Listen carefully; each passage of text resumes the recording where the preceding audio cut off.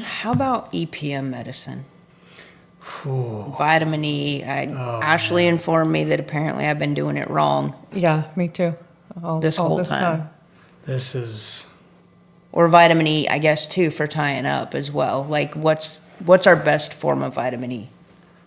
The most soluble one that yeah. is most yeah. usable for those horses. So, interestingly, so depends on how you cut the pie, but there's probably 4 different types of vitamin E. So, and it, like, you can have, a lot of the times you'll see vitamin E acetate, vitamin E succinate. Those are kind of salt forms that make the drug more stable. When you get kind of down into the actual names, so there's D-alpha-tocopherol, and that is the natural form that's most readily absorbed by horses. And that's usually or always in a liquid. Liquid, yeah. So if you see it in a powder, like a natural powder, it'll be D-alpha-tocopherol acetate.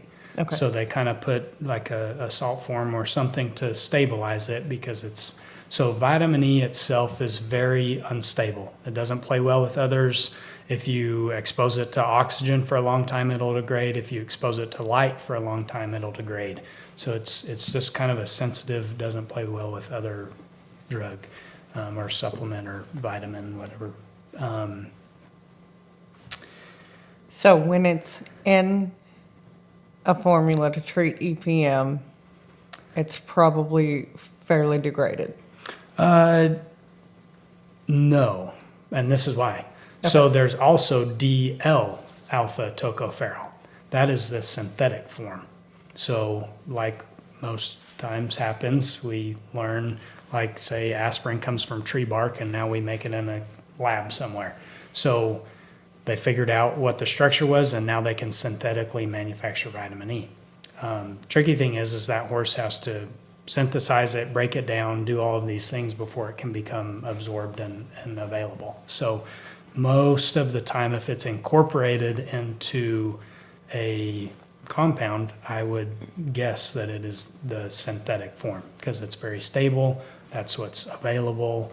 And so a lot of your, common formulas will have vitamin E added, and vitamin E is not so.